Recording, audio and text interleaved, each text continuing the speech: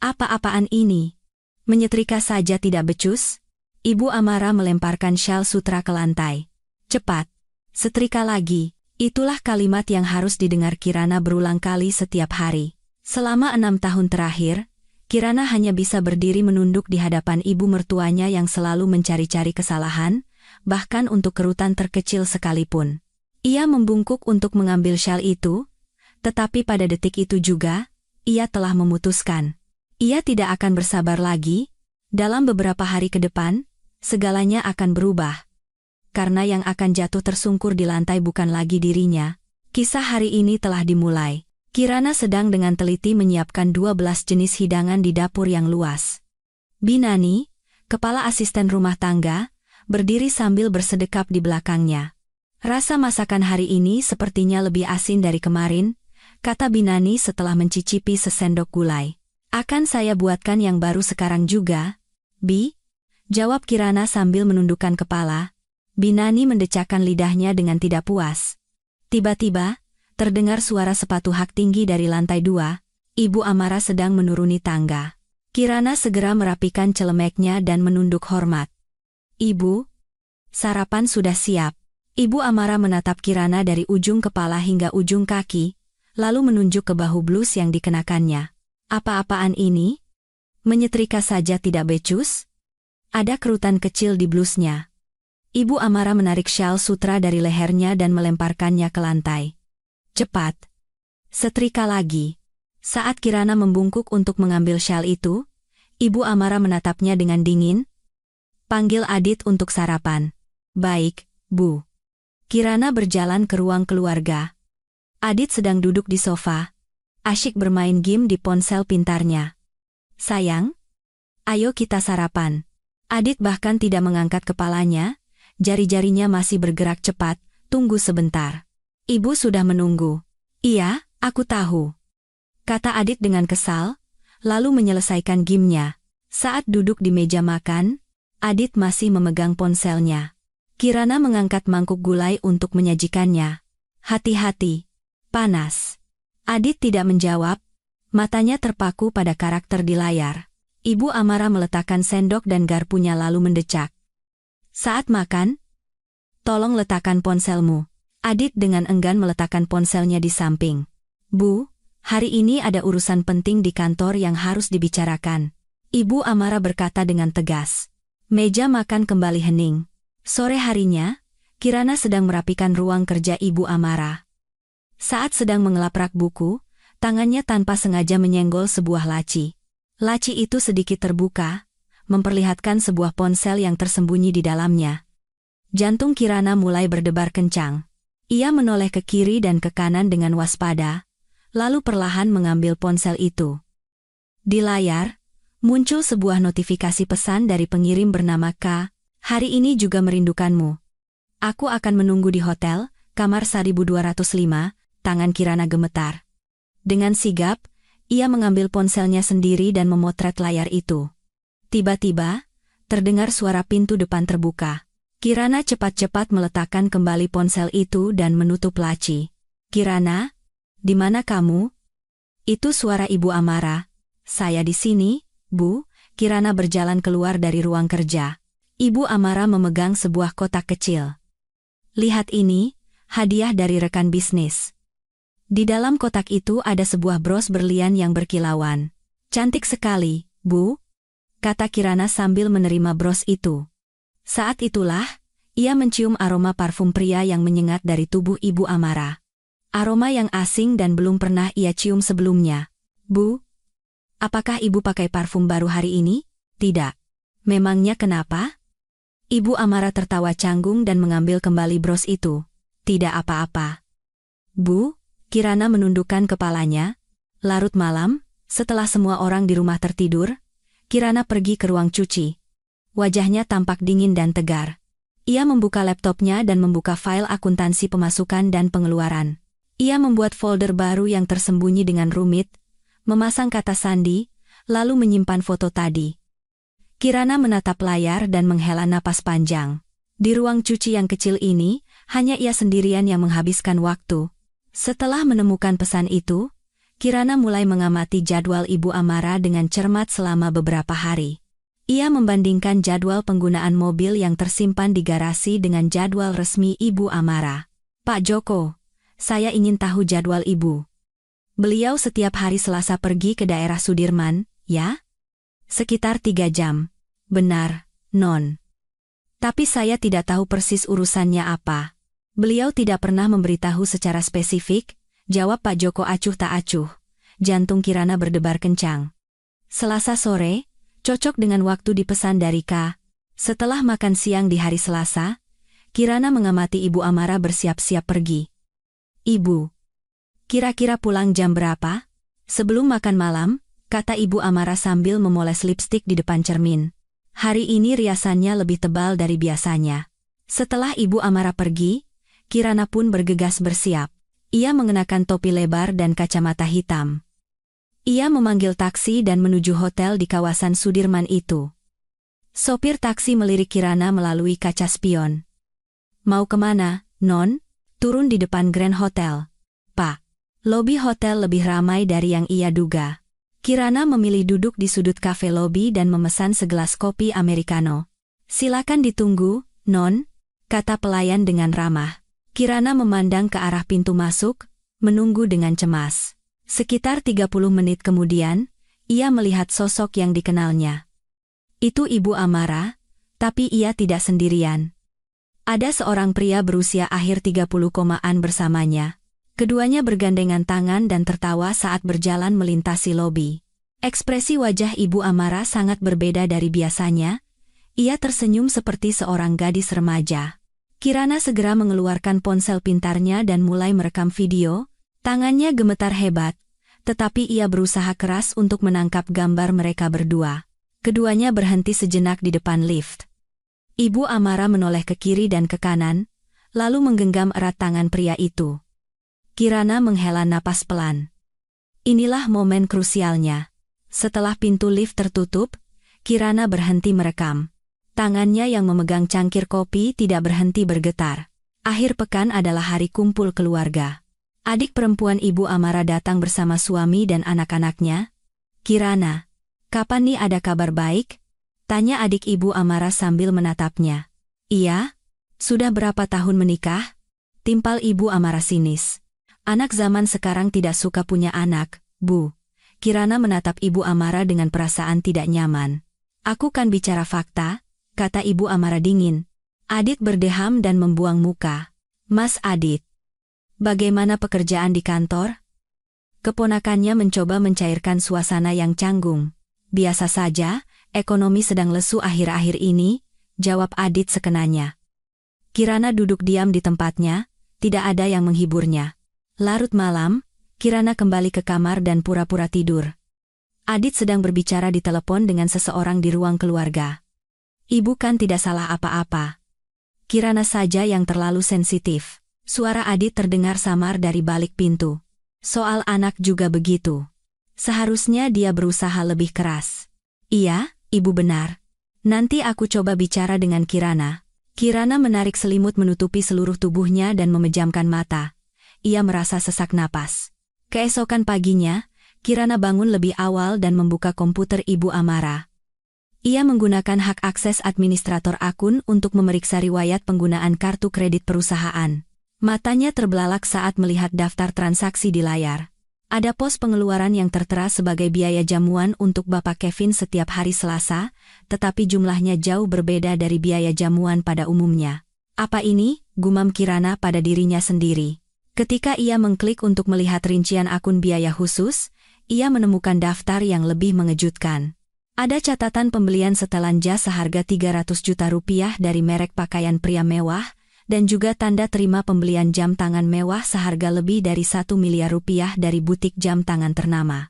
Kirana segera mengambil tangkapan layar dari daftar-daftar itu. Ia yakin nama Kevin ini adalah pria yang sama dengan yang ia lihat kemarin. Sekarang semuanya jelas. Kirana tertawa kecil, lalu menyimpan file-file itu, tatapan matanya menjadi sangat dingin. Beberapa hari kemudian, adalah hari Ibu Amara melakukan pemeriksaan kesehatan tahunan di rumah sakit. Kirana menyelesaikan pekerjaan rumah lebih cepat dari biasanya. Beliau akan kembali sore hari, Kan, Pak? Tanyanya pada Pak Joko. Iya, Non. Sekitar jam 3 sore. Kirana melihat jam. Ia masih punya waktu sekitar 1 jam. Kirana berjalan ke ruang kerja dan menatap brankas yang tersembunyi di balik lukisan di dinding. Ia teringat angka-angka yang sering digumamkan Ibu Amara. Kevin lahir tanggal berapa? Ya? Itulah yang dikatakan Ibu Amara pada dirinya sendiri beberapa hari yang lalu. Kirana menekan tombol angka di brankas dengan tangan gemetar. 3,1,4. 14 Maret. Mungkin ulang tahun Kevin. Brankas tidak terbuka. Kita pertama kali bertemu tanggal berapa, ya? Ia teringat ucapan Ibu Amara saat berbicara di telepon. Ia mencoba lagi. 1,025, 25 Oktober. Klik. Pintu brankas terbuka. Jantung Kirana serasa mau meledak. Di dalam brankas, ada berbagai perhiasan, beberapa USB berwarna hitam, dan sebuah buku kas tebal bersampul hitam. Kirana membuka buku kas itu. Apa ini? Di setiap halaman, tertulis angka-angka dalam jumlah fantastis. Ada nama-nama perusahaan seperti KM Consulting dan Vision Trading. Perusahaan dengan inisial K dan M dari Kevin. Uang sebanyak ini, gumam Kirana pelan. Ratusan miliar rupiah mengalir ke perusahaan-perusahaan cangkang ini setiap bulan. Kirana segera menggunakan ponsel pintarnya untuk memotret halaman-halaman penting dari buku kas itu. Tiba-tiba, terdengar suara pintu depan terbuka. Sudah pulang? Kirana melihat jam dengan kaget. Masih jam 2:30. Pak Chandra? Bagaimana hasil pemeriksaannya hari ini? Terdengar suara Ibu Amara. Tidak ada yang abnormal, Bu. Tapi kondisi tubuh memang tidak seperti dulu lagi. Kirana cepat-cepat meletakkan kembali buku kas dan USB, menutup pintu brankas, dan menggantungkan kembali lukisan itu. Kirana, di mana kamu? Panggil Ibu Amara. Di sini, Bu. Sedang merapikan ruang kerja, Kirana keluar sambil membawa lap. Tolong buatkan teh. Baik, Bu. Segera saya siapkan. Saat Kirana hendak berjalan ke dapur, ia melihat Sekretaris Chandra masuk ke ruang kerja. Jantungnya berdebar tidak karuan. Sambil membuat teh, Kirana memasang telinga, tidak terdengar suara apapun dari ruang kerja. 10 menit kemudian, saat ia membawa teh ke ruang kerja, ia melihat Sekretaris Chandra berdiri di depan rak buku. Pak Chandra, silakan tehnya. Tidak perlu. Terima kasih, jawab Pak Chandra sambil tersenyum. Tetapi matanya menatap tajam pada bingkai lukisan di dinding. Bingkai itu sedikit miring, keringat dingin membasahi punggung Kirana. Maaf, sepertinya tadi saya tidak sengaja menyenggolnya saat bersih-bersih. Kirana buru-buru meluruskan bingkai itu. Sekretaris Chandra tidak berkata apa-apa, tetapi tatapannya pada Kirana sangat tajam. Keesokan paginya, Sekretaris Chandra memanggil Kirana. Mulai sekarang, untuk urusan kebersihan ruang kerja, saya akan memanggil perusahaan jasa dari luar. Baik, Pak. Apakah saya melakukan kesalahan? Tidak. Ini perintah dari Ibu Direktur. Boleh saya tahu alasannya? Ini terkait peningkatan keamanan. Jadi akses harus dibatasi? Nada suara Sekretaris Chandra terdengar tegas. Kirana menunduk. Saya mengerti, Pak. Malam itu, setelah semua orang tidur, Kirana membuka laptop yang disembunyikan di ruang cuci. Ia memeriksa foto-foto yang telah diambilnya satu persatu. Ini sudah cukup, gumam Kirana pelan. Ia mengambil sebuah hard disk eksternal dan menyalin file-file itu, lalu menggunakan program enkripsi untuk mengamankannya. Pekerjaannya baru selesai pukul 3 pagi. Kirana menyimpan hard disk itu di dalam sebuah tas kecil. Beberapa hari kemudian, saat ia pamit untuk mengunjungi orang tuanya, Ibu Amara menunjukkan wajah tidak suka. Jangan lama-lama. Baik, Bu. Di rumah orang tuanya, Kirana duduk minum teh bersama ibunya dan mengobrol. Kamu kelihatan kurusan. Nak, tidak apa-apa, Bu. Apa Ibu Amara membebanimu terlalu berat? Tidak, Bu. Saya hanya belum terbiasa. Saat ibunya pergi, Kirana naik ke kamar lamanya. Ia menyembunyikan hard disk eksternal itu di bagian paling dalam rak buku. Sekarang aman. Wajah Kirana menunjukkan senyum lega. Dalam perjalanan pulang ke rumah Ibu Amara, Kirana menatap keluar jendela. Tekad yang kuat terbentuk di dalam hatinya. Waktunya untuk memulai, katanya pada diri sendiri dengan suara pelan. Sinar matahari senja mewarnai wajahnya dengan semburat kemerahan. Akhir pekan, Kirana pergi ke rumah orang tuanya lagi. Ibunya menyambutnya dengan hangat. Sering sekali datang. Ada apa? Tidak apa-apa, Bu. Ayah ada? Nada suara Kirana berbeda dari biasanya. Ada di ruang kerjanya. Kenapa? Ada hal penting yang harus aku bicarakan dengan ayah. Ibunya mengangguk melihat ekspresi serius putrinya. Kirana mengetuk pintu ruang kerja ayahnya. Ayah, boleh aku masuk? Masuklah. Pak Widjoyo, mantan jaksa agung, melepas kacamatanya dan menatap putrinya. Kirana meletakkan hard disk eksternal dan ponsel pintarnya di atas meja. Ayah, tolong lihat ini. Apa ini? Bukti korupsi Ibu Amara. Wajah Pak Widjoyo berubah menjadi serius. Kirana perlahan menceritakan semua yang terjadi selama beberapa minggu terakhir. Selain perselingkuhan, dia juga menggelapkan uang perusahaan untuk membiayai pria itu, katanya sambil menunjukkan foto-foto dan isi buku kas. Jumlah uang sebesar ini sudah lebih dari sekadar penggelapan biasa. Pak Widjoyo memeriksa data itu dengan teliti. Kamu sendiri, baik-baik saja? Ayahnya menggenggam tangan putrinya. Aku baik-baik saja, ayah. Sekarang aku sudah memutuskan. Suara Kirana penuh dengan keteguhan. Ini bisa berbahaya, aku tahu. Tapi aku tidak tahan lagi. Pak Widjoyo menatap putrinya cukup lama, lalu ia mengambil buku telepon dari laci. Pertama, kita harus urus perceraianmu dulu. Setelah itu, baru kita sebarkan informasi ini. Pak Widjoyo mulai menelepon beberapa nomor. Halo, Pak Direktur. Saya Widjoyo. Mantan rekan kerja Anda di OJK. Ada hal mendesak yang ingin saya bicarakan. Selanjutnya, ia menghubungi pimpinan sebuah kantor berita. Halo, redaktur. Saya sendiri. Ada berita besar yang akan saya berikan. Kirana mendengarkan ayahnya menelepon dan merasa lega. Ayah, terima kasih banyak. Dibandingkan dengan penderitaan yang kamu alami, ini bukan apa-apa. Suara Pak Widjoyo mengandung kemarahan. Saat kembali ke rumah, Kirana menjalani hidup seperti biasa, seolah tidak terjadi apa-apa. Selama beberapa hari, baik Ibu Amara maupun Adit tidak menyadari perubahannya. Kamis malam, Kirana menyerahkan sebuah dokumen kepada Adit. Apa ini? Surat cerai. Adit mengambil dokumen itu. Tiba-tiba, ada apa ini? Aku rasa kita tidak bisa bersama lagi. Suara Kirana terdengar tenang. Kamu sudah gila? Saat Adit hendak membentak, Ibu Amara keluar ke ruang keluarga. Ada apa ribut-ribut? Bu? Kirana tiba-tiba minta cerai. Ibu Amara melirik dokumen itu. Tidak ada tuntutan tunjangan? Tidak perlu, jawab Kirana datar. Tatapan mata Ibu Amara menajam. Apa ada rencana lain? Tidak ada. Aku hanya ingin mengakhiri ini, Adit. Karena dia tidak minta tunjangan. Apa yang kamu pikirkan lagi? Ibu Amara mendesak putranya. Tapi, Bu, kamu bisa hemat banyak uang. Cepat tanda tangani.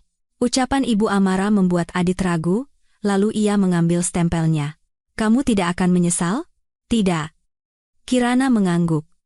Adit dengan enggan menempelkan stempelnya pada dokumen itu. Besok akan kubawa ke pengacara. Ibu Amara mengambil dokumen itu. Malam itu, Kirana mengemasi barang-barang pentingnya ke dalam sebuah tas kecil. Ia hanya membawa beberapa setel pakaian dan dokumen penting. Ia diam-diam menyembunyikan tas itu di bagasi mobilnya. Terakhir, ia menelusuri dapur yang pernah ia urus, tempat ia harus berdiri setiap hari selama 6 tahun terakhir. Selamat tinggal, gumamnya pelan, lalu mematikan lampu. Saat kembali ke kamar, Kirana menatap Adit yang sedang tidur. Wajah suaminya yang terlelap tampak asing. Semoga kamu beruntung.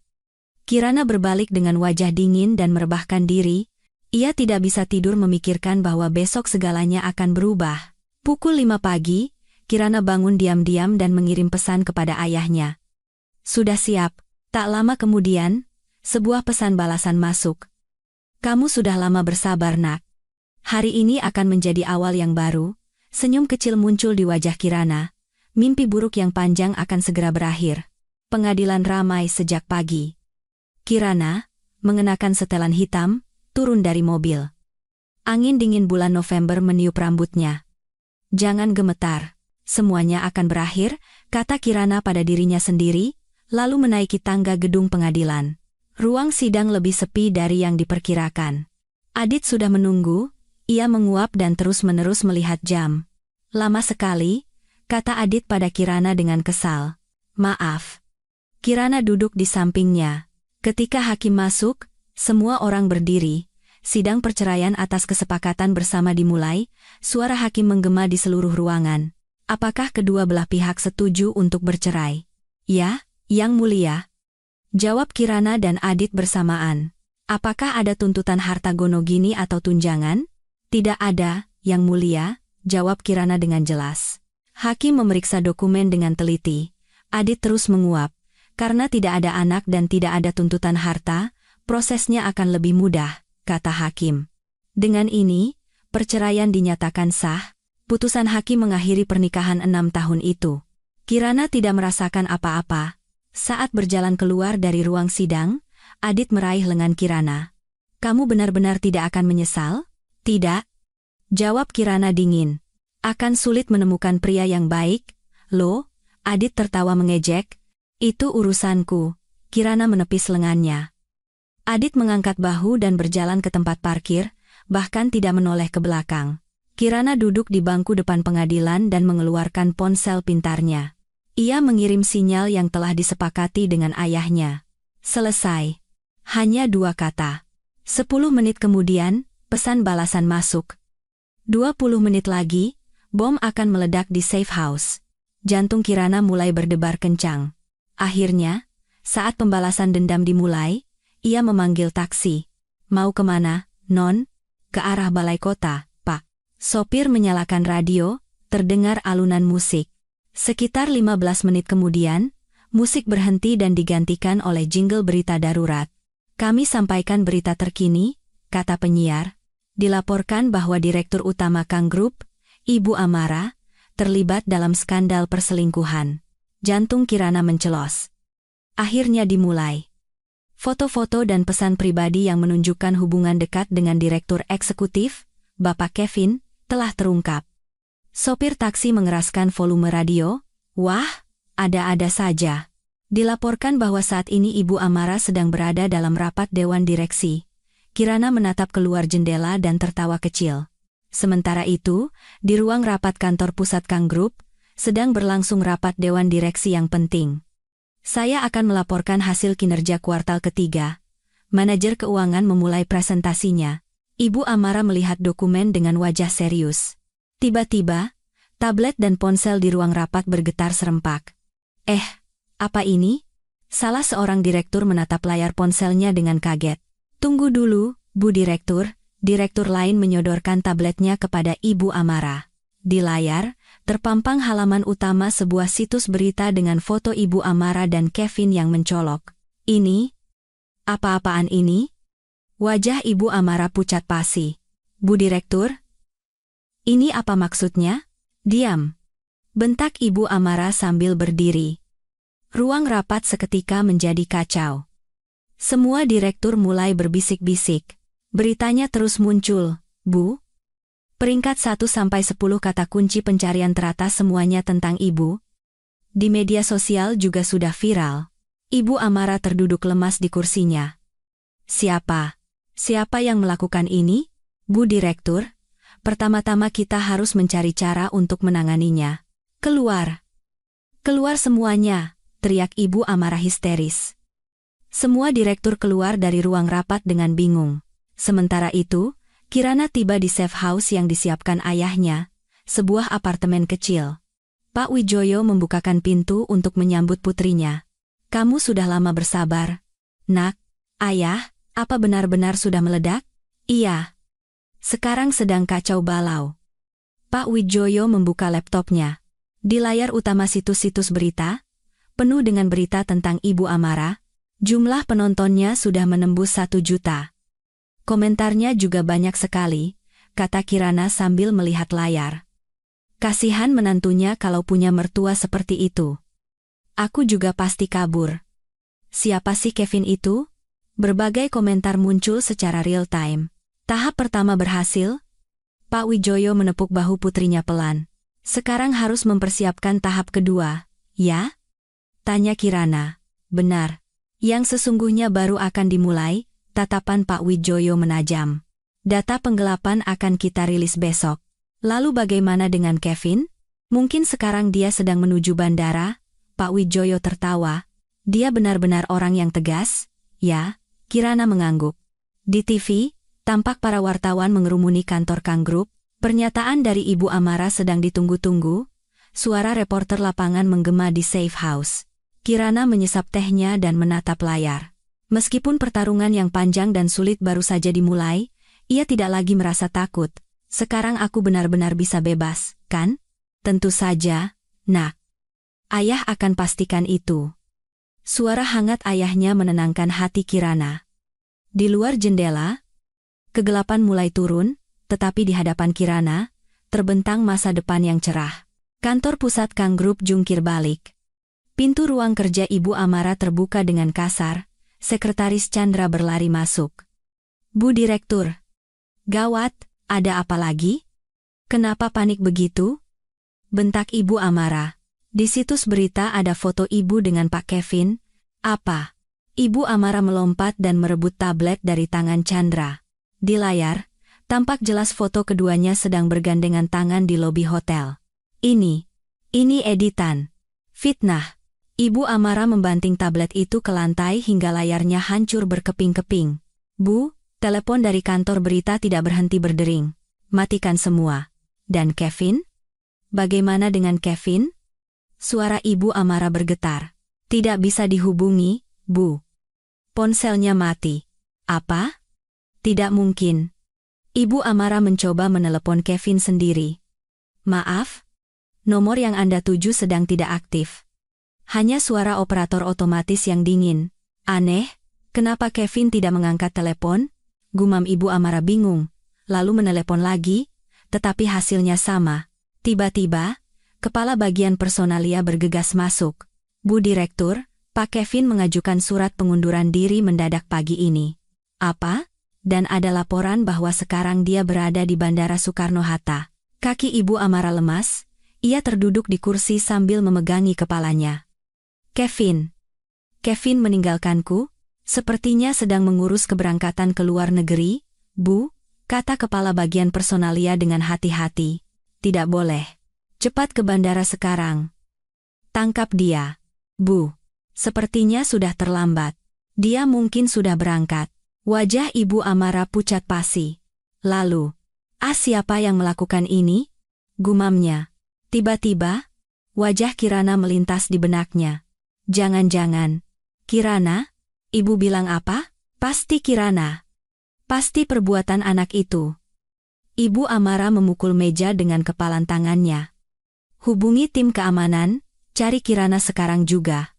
Tapi, Bu, Non Kirana kan sudah bercerai. Aku tidak peduli. Pokoknya temukan dia. Sementara itu, Adit sedang menonton berita di rumah dengan bingung. Ibu benar-benar selingkuh? Gumamnya pada diri sendiri, lalu menelepon Kirana. Maaf. Nomor yang Anda tuju sedang tidak aktif. Aneh. Masa ganti nomor? Adit mencoba menelepon berkali-kali, tetapi sia-sia. Di depan kantor pusat Kang Group, wartawan dan masyarakat mulai berkumpul. Ibu Amara, jangan bohongi publik. Teriakan protes terdengar hingga ke dalam gedung. Kediaman Ibu Amara juga sama, para wartawan mencoba mengintip dari balik pagar. Bu Direktur, begini tidak bisa. Kita harus mengeluarkan pernyataan resmi, kata kepala bagian humas dengan cemas. Pernyataan apa? Ini semua bohong. Tapi bukti fotonya sangat jelas, Bu. Teknologi sekarang canggih, apa saja bisa diedit, kata Ibu Amara keras kepala.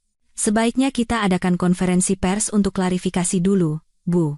Baiklah. Siapkan sekarang juga. 2 jam kemudian, di lobi lantai 1 kantor pusat Kang Group, sebuah konferensi pers darurat diadakan. Di tengah kilatan lampu kamera, Ibu Amara naik ke atas panggung. Sikap angkuhnya yang biasa telah hilang sama sekali. Saya memprotes keras fitnah keji yang ditujukan kepada saya hari ini, kata Ibu Amara dengan suara bergetar. Bu, fotonya sangat jelas. Apakah Anda masih bersikeras itu editan? Tanya seorang wartawan dengan tajam. Zaman sekarang, teknologi bisa melakukan apa saja. Semuanya bisa diedit. Lalu bagaimana dengan hubungan Anda dengan Pak Kevin? Dia adalah karyawan yang berbakat di perusahaan kami, jawab Ibu Amara terbata-bata. Kenapa Anda menggunakan kata adalah? Seolah itu masa lalu, dia mengundurkan diri karena alasan pribadi. Keberangkatannya yang mendadak ke luar negeri pada hari foto ini bocor, apakah itu kebetulan? Pertanyaan wartawan semakin tajam. Wajah Ibu Amara mulai berkeringat. Saya dikhianati oleh orang yang saya percayai. Tiba-tiba, suara Ibu Amara mulai bergetar. Orang yang saya anggap seperti keluarga sendiri justru menusuk saya dari belakang, katanya sambil berpura-pura mengusap air mata. Apakah Ibu menuduh seseorang secara spesifik? Itu tidak bisa saya katakan. Ibu Amara menggunakan sapu tangan untuk menyeka sudut matanya. Namun, para wartawan tidak bersimpati. Bagaimana Anda akan menjelaskan penggunaan kartu kredit perusahaan untuk membeli barang-barang pribadi untuk Pak Kevin? Apa? Ibu Amara terkejut. Ditemukan transaksi pembelian setelan jas seharga 300 juta dan jam tangan senilai lebih dari 1 miliar. Itu untuk keperluan pekerjaan perusahaan. Barang yang dibeli atas nama pribadi juga untuk keperluan pekerjaan? Rentetan pertanyaan wartawan semakin gencar. Ibu Amara tidak bisa menjawab dengan jelas, hanya tergagap. Tidak ada pertanyaan lagi, ia buru-buru bangkit dan mencoba meninggalkan ruang konferensi. Bu.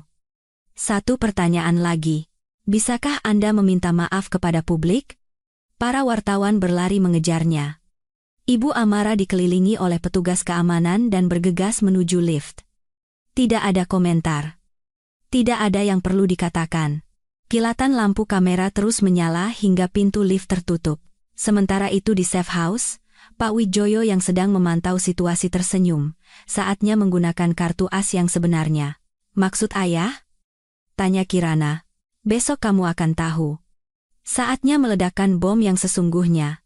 Pak Wijoyo membuka laptopnya. Layarnya penuh dengan data tentang dana gelap Kang Group. Mulai besok, neraka yang sebenarnya akan dimulai. Kirana menatap ayahnya dan mengangguk. Kejatuhan Ibu Amara hanyalah sebuah permulaan. Keesokan paginya, pukul 7. Pak Wijoyo membangunkan Kirana. Kirana, bangun, nak. Iya, ayah. Kirana mengucek matanya dan berjalan ke ruang keluarga. Lihat berita. Pak Wijoyo memberikan remote control, Kirana menyalakan TV. Berita terkini. Direktur Utama Kang Group, Ibu Amara, didakwa atas penggelapan dana dalam jumlah besar, suara penyiar terdengar jelas.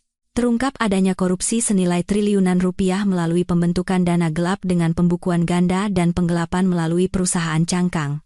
Di layar, muncul isi buku kas yang difoto oleh Kirana. Wow! Kirana ternganga. Dana ratusan miliar rupiah per bulan ditransfer ke perusahaan cangkang yang terafiliasi dengan Bapak Kevin, seperti KM Consulting dan Vision Trading. Bagan alur dana ditampilkan dengan rinci. Selain itu, terkonfirmasi bahwa dana perusahaan digunakan untuk membeli barang-barang mewah pribadi untuk Bapak Kevin. Hebat sekali, ayah. Kata Kirana takjub. Ini baru permulaan, Pak Wijoyo tersenyum. Sementara itu, Ibu Amara tidak bisa tidur sejak subuh. Bu Direktur, gawat. Sekretaris Chandra berlari masuk dengan panik. Ada apa lagi? Tanya Ibu Amara dengan suara lelah. Berita tentang penggelapan dana sudah keluar, Bu. Apa? Ibu Amara melompat dari tempat tidur. Di layar TV, isi pembukuan gandanya sedang dibongkar habis-habisan. Bagaimana mereka bisa tahu? Wajah Ibu Amara pucat pasi. Tidak ada yang tahu soal brankas itu. Tiba-tiba, wajah Kirana kembali melintas. Pasti anak itu yang diam-diam melakukan sesuatu. Teriak Ibu Amara. Telepon berdering tanpa henti. Halo, Bu Direktur. Kejaksaan menghubungi. Mereka akan melakukan penggeledahan dan penyitaan aset siang ini. Suara kepala bagian hukum bergetar. Apa? Secepat itu? di kantor pusat dan di rumah. Bu, Ibu Amara terduduk lemas dan menjatuhkan teleponnya. Pukul 2 siang, mobil tim penyidik khusus kejaksaan tiba di depan kantor pusat Kang Group. Ini surat perintah penggeledahan. Para penyidik masuk ke dalam gedung, menyita semua komputer dan dokumen. Buka brankasnya. Di mana buku kasnya? Para karyawan panik. Ibu Amara gemetar di ruang kerjanya. Tidak mungkin. Kode brankas hanya aku yang tahu, gumamnya sambil memegangi kepala. Bu. Kita keluar lewat pintu belakang saja, usul Chandra. Ya, kita harus kabur dulu. Ibu Amara mengangguk. Tetapi di pintu belakang, para wartawan sudah menunggu. Bu Direktur, Anda sudah keluar? Tolong katakan sesuatu tentang tuduhan penggelapan ini. Kilatan lampu kamera menyilaukan. Minggir. Minggir. Bentak Ibu Amara sambil mendorong wartawan. Tiba-tiba, seorang penyidik dari kejaksaan menghampirinya. Ibu Amara, ini surat perintah penangkapan. Ia menyodorkan surat itu. Apa? Surat penangkapan? Ibu Amara mundur. Surat perintah penangkapan dikeluarkan atas tuduhan penggelapan dan penyalahgunaan aset. Tidak. Aku tidak mau pergi. Ibu Amara jatuh terduduk di lantai dan berteriak. Aku difitnah. Aku difitnah. Bu, tenang, Bu. Para penyidik mencoba membantunya berdiri. Jangan sentuh aku. Jangan sentuh. Ibu Amara meronta. Para wartawan tidak melewatkan momen ini. Akhirnya, Ibu Amara diborgol dan digiring ke mobil penyidik. Seluruh adegan itu disiarkan langsung ke seluruh negeri. Sementara itu, Adit dipanggil ke kantor kejaksaan pada sore harinya. Bapak Adit, tolong jelaskan rincian penggunaan dana dari dana gelap ini. Saya tidak tahu apa-apa, jawab Adit dengan suara gemetar. Saya hanya melakukan apa yang diperintahkan ibu saya. Lalu uang yang ditransfer ke rekening atas nama Anda? Digunakan untuk apa? Itu? Untuk biaya hidup sehari-hari. 2 miliar rupiah sebulan untuk biaya hidup? Suara penyidik terdengar dingin. Adit tidak bisa menjawab dengan jelas. Saat keluar dari pemeriksaan, Adit dikerumuni wartawan. Bapak Adit, apakah Anda tahu tentang korupsi yang dilakukan ibu Anda? Saya tidak tahu apa-apa. Jawab Adit dengan wajah ketakutan. Ada rumor bahwa istri Anda yang melaporkannya. Apakah itu benar, Kirana? Tidak mungkin. Wajah Adit pucat pasi. Pada saat yang sama, di Bursa Efek, saham Kang Group anjlok. Saham Kang Group anjlok menyentuh batas bawah. Harga saham turun 30% hanya dalam 10 menit setelah pasar dibuka. Para pemegang saham mengadakan rapat Dewan Direksi Darurat. Kami mengusulkan mosi tidak percaya untuk mencopot Ibu Amara dari jabatan Direktur Utama. Yang setuju silakan angkat tangan. Mosi pencopotan Ibu Amara disetujui secara aklamasi. Berita Malam melaporkan penangkapan itu sebagai berita utama. Surat perintah penangkapan telah dikeluarkan untuk Ibu Amara dan 3 orang kaki tangannya. Kerugian diperkirakan mencapai lebih dari 5 triliun rupiah. Kirana yang menonton berita di Safe House menghela napas panjang. Akhirnya selesai juga, ya? Belum sepenuhnya. Masih ada persidangan, kata Pak Widjoyo. Tapi bagian tersulit sudah lewat. Sementara itu, Adit sedang duduk minum sendirian di rumah. Kirana, di mana kamu? Gumamnya mabuk. Aku salah. Maafkan aku. Tetapi nomor telepon Kirana tetap tidak bisa dihubungi. Hanya telepon dari penagih utang yang terus berdering. Kapan mau bayar utang? Bayar bunganya dulu saja. Adit tidak mengangkat telepon, hanya terus minum. Di TV, gambar ibunya yang diborgol terus diputar ulang. Semua ini karena Kirana, gumam Adit penuh dendam. Tetapi Kirana telah lenyap dari hidupnya. Bersamaan dengan runtuhnya Kang Group, hidup Adit juga ikut hancur. Tuntutan ganti rugi dan kompensasi yang harus ia tanggung bernilai triliunan rupiah. Benar-benar sudah berakhir. Adit menghela napas sambil menatap botol kosong. Di luar rumah, suara para wartawan masih terdengar. 3 bulan setelah skandal itu meledak, kediaman mewah Ibu Amara menjadi sunyi. Di gerbang depan, terpasang papan sita berwarna merah. Taman yang dulu indah kini dipenuhi rumput liar.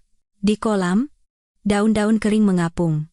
Ibu Amara terbangun di sel isolasi penjara. Ia mengenakan seragam tahanan abu-abu, penampilannya menyedihkan. Amara, ada yang besuk, seorang sipir membuka pintu sel. Siapa? Pengacara? Ibu Amara bergegas ke ruang besuk dengan langkah lelah. Di seberang kaca, pengacaranya sudah menunggu. Bagaimana dengan penangguhan penahanannya? Ibu Amara mengangkat gagang telepon. Permohonan penangguhan ditolak, Bu, jawab pengacara sambil menggeleng. Apa? Tidak mungkin, karena buktinya sangat kuat, pengadilan menganggap risiko melarikan diri sangat tinggi. Lalu sampai kapan aku harus di sini? Suara Ibu Amara meninggi. Sampai hari persidangan, mungkin setidaknya 6 bulan lagi. 6 bulan. Kamu gila. Ibu Amara memukul kaca dengan kepalan tangannya. Tenang, Bu. Tidak bisa seperti ini. Tenang? Kamu tahu aku dalam situasi apa? Kita harus fokus untuk persidangan, kata pengacara dengan tenang. Lalu apa yang sudah kamu lakukan? Hanya menerima uang tapi tidak bekerja dengan benar. Teriak Ibu Amara histeris. Waktu besuk habis, sipir datang dan hendak membawa Ibu Amara pergi. Hei! Aku masih harus bicara. Teriak Ibu Amara sambil diseret keluar. Sementara itu, Adit sedang mabuk di apartemen sewaannya. Tumpukan surat tagihan menggunung. Pasti telepon lagi, gumam Adit sambil melihat ponselnya yang bergetar. Halo? Bapak Adit, Anda sudah menunggak 3 bulan. Sekarang tidak punya uang, jawab Adit terbata-bata. Kapan bisa bayar? Beri saya waktu sedikit lagi. Kami tidak bisa menunggu lagi. Kami akan proses secara hukum. Tunggu. Panggilan diputus. Adit melempar ponselnya. Sial! Hidup macam apa ini? Ia menenggak botol minuman keras hingga tetes terakhir. Kirana? Di mana kamu? Adit menelepon nomor Kirana. Maaf? Nomor yang Anda tuju. Masih suara operator otomatis yang dingin. Maafkan aku. Sungguh maaf. Adit menunduk dan menangis. Sementara itu, di sebuah gedung di Jakarta, Kirana sedang sibuk. Sebuah papan bertuliskan studio memasak Kirana tergantung di depan. Penataan meja seperti ini sepertinya bagus, katanya kepada staf perusahaan interior sambil memberi isyarat. Baik, Bu. Siap. Meja masaknya tolong direndahkan sedikit lagi, ya? Siap, Bu. Akan kami perbaiki. Wajah Kirana berseri-seri penuh kehidupan. Untuk pertama kalinya dalam 6 tahun, ia membangun ruangannya sendiri. Akhirnya ini benar-benar milikku, ia tertawa kecil. Sore harinya, Kirana berjalan keluar gedung. Ia menarik napas dalam-dalam dan menatap langit. Segar sekali. Sinar matahari terasa hangat. Tiba-tiba, terdengar suara mobil yang familiar. Pak Wijoyo turun dari mobil dan menghampiri putrinya. Anak ayah. Capek ya hari ini. Ayah, kapan datang? Kirana tersenyum cerah menyambut ayahnya. Baru saja sampai. Bagaimana studionya? Sudah mulai terlihat bagus. Minggu depan sudah bisa dibuka. Wah, sudah ada yang mendaftar kursus? Sudah. Ayah? Kata Kirana gembira. Baguslah. Akhirnya kamu bisa mengejar mimpimu. Pak Wijoyo menepuk bahu putrinya pelan. Ini semua berkat ayah. Apa-apaan. Kamu bisa melakukannya karena usahamu sendiri. Keduanya masuk ke dalam mobil. Malam ini makan apa kita? Kata Pak Wijoyo, sambil menyalakan mesin. Biar aku yang masak di rumah. Oh ya? Mau masak apa? Sayur asem kesukaan ayah? Bagaimana? Wah, boleh juga. Sudah lama tidak mencicipi masakan putri ayah. Pak Wijoyo tersenyum bahagia. Harus beli sayurannya dulu. Kalau begitu kita mampir ke supermarket dulu, ya? Iya. Tahu juga. Sama kangkung. Telur juga sepertinya sudah habis. Benar? Harus beli telur. Ayah dan anak itu mengobrol dengan alami. Percakapan sehari-hari yang sederhana, untuk pertama kalinya dalam 6 tahun. Mobil tiba di supermarket. Ayah, mau ikut masuk? Tentu. Keduanya berjalan bergandengan tangan ke dalam supermarket. Kangkung di mana? Ya? Sepertinya di bagian sayuran sana, tahu di bagian pendingin. Kirana memandu ayahnya dengan cekatan, Pak Wijoyo menatap putrinya yang ceria dan merasa bahagia. Setelah selesai berbelanja dan kembali ke mobil, Kirana menatap keluar jendela. Sinar matahari senja mewarnai langit dengan warna kemerahan. Cantik sekali, gumam Kirana pelan. Apanya? Langitnya. Pak Wijoyo ikut menatap keluar jendela. Iya. Cantik sekali. Hari ini cuacanya bagus. Iya. Iya, hari yang sangat baik. Senyum santai muncul di wajah Kirana. Mobil mulai meninggalkan pusat kota. Hiruk-pikuk dan kesesakan kota besar perlahan memudar. Sekarang rasanya benar-benar bebas. Kata Kirana sambil menarik napas dalam-dalam. Benar. Inilah hidupmu sekarang. Aku takut sekaligus bersemangat. Tentu saja, karena ini adalah awal yang baru, jawab Pak Wijoyo dengan hangat. Mobil berbelok ke jalan pinggiran kota. Jalan yang lebar dan lengang terbentang di depan. Kirana menatap pemandangan yang berlalu di luar jendela dan tenggelam dalam pikirannya. 6 tahun terakhir yang penuh penderitaan muncul di benaknya. Tapi sekarang, semua itu hanyalah masa lalu.